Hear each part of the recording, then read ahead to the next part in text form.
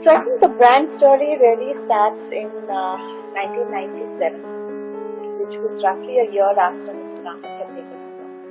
And the strategic thinking around going retail had started to, I think, take form in his mind. And of course, he was very cognizant of the fact that if you wanted to run a retail business, then you needed a brand.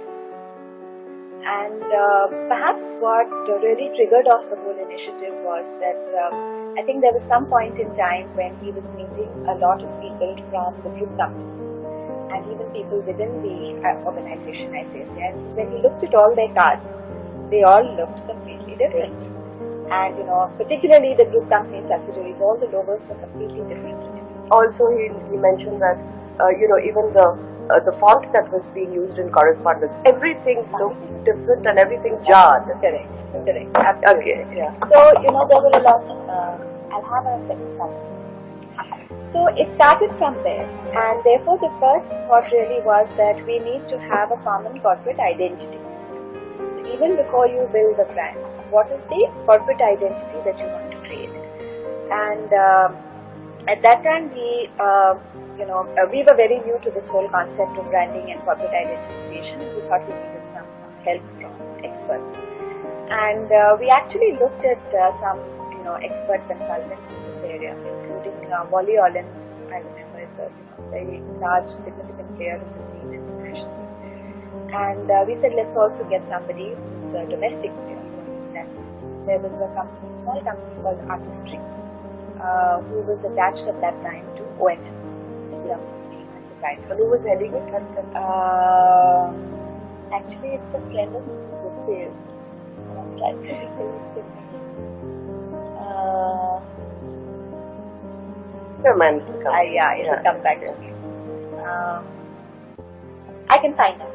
So just make a note. I'll check with ONM. I can see his face right now in front of me, but I can't remember the name.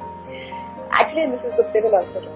So anyway, so we looked at it and we saw what is the kind of work that they've been doing, and we actually came to the conclusion that there was actually no need to spend some multiple millions of dollars to hire an external person, and that the Indian design house was pretty good, and then they understood our context, and our belief was that they would do an equally good job, which indeed in our view they did. And we had an exercise which went on for about 2 months, a little more than 2 months, when starting from the entire philosophy and the vision that the organization had going forward. That was the starting point of what should ICICI Bank look like then.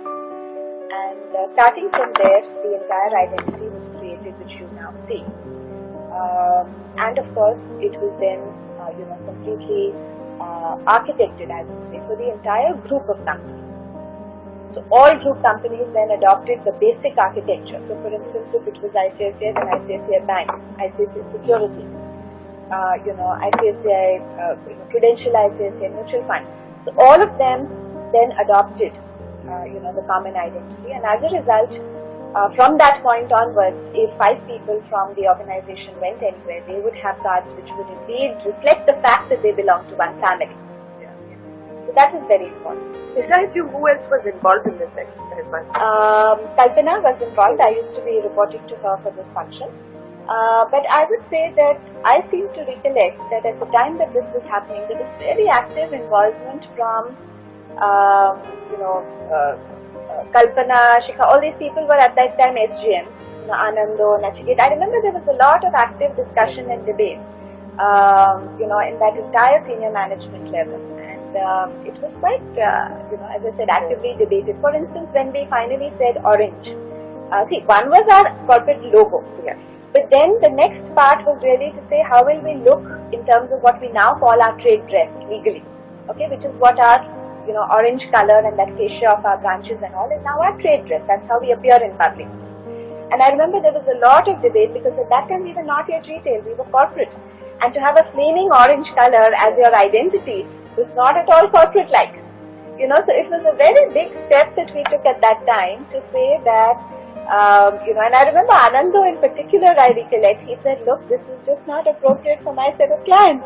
And we said, and actually the whole logic at that time was that look, for the corporate line, the predominant means of communication is face-to-face contact between employees and the client. And therefore you're not really looking to mass media or some of these more, indirect means of communication in order to reach out and communicate what you want to communicate. And therefore this brand which we are creating is much more for retail. Yes. And therefore let us design it to suit retail. Because anyway, corporate, you have one-on-one interface in your picking. So, therefore really what happened was that, as I said, the corporate identity was created, which was a visual corporate identity. The audio corporate identity came at a later stage.